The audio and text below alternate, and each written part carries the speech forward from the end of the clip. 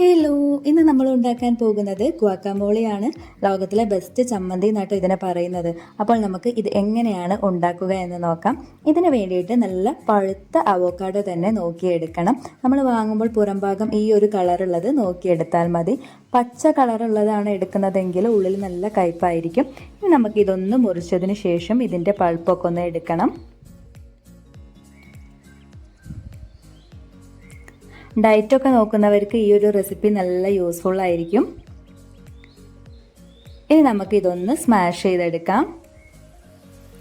Avocados നല്ല healthy fats അടങ്ങിയിട്ടുള്ളതാണ്.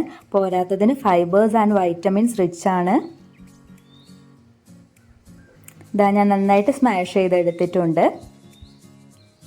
ഇനി നമുക്ക് ഇതിലോട്ട് ഒരു സവാള ചെറുതാക്കി അരിഞ്ഞത് ചേർത്ത് കൊടുക്കാം. ഒരു തക്കാളി ചെറുതാക്കി അരിഞ്ഞത് ചേർത്ത് കൊടുക്കാം. കുറച്ച് മല്ലിയില ചെറുതാക്കി അരിഞ്ഞത്, ഒരു 4 വെളുത്തുള്ളി ചെറുതാക്കി അരിഞ്ഞത്, 1 ടീസ്പൂൺ ലെമൺ ജ്യൂസ്, 1/2 ടീസ്പൂണ് ഉപ്പ്, 1/2 ടീസ്പൂണ് കുരുമുളക് പൊടിയും കൂടെ ചേർത്ത് നന്നായിട്ടൊന്ന് മിക്സ് ചെയ്തെടുക്കാം.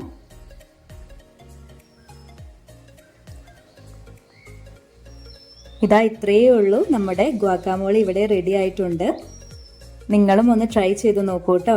വളരെ എളുപ്പത്തിൽ തന്നെ ഉണ്ടാക്കിയെടുക്കാൻ പറ്റിയിട്ടുള്ളതാണിത്. ഇത് നമുക്ക് ചപ്പാത്തിയുടെ കൂടെയും ബ്രെഡിൻ്റെ ഒക്കെ കൂടെ കഴിക്കുമ്പോൾ നല്ല ടേസ്റ്റാണ് കേട്ടോ.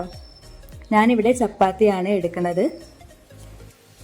നമുക്ക് കുറച്ച് ഇതിൽ നിന്ന് എടുത്തിട്ട് ചപ്പാത്തിയിലൊന്ന് സ്പ്രെഡ് ചെയ്ത് കൊടുക്കാം.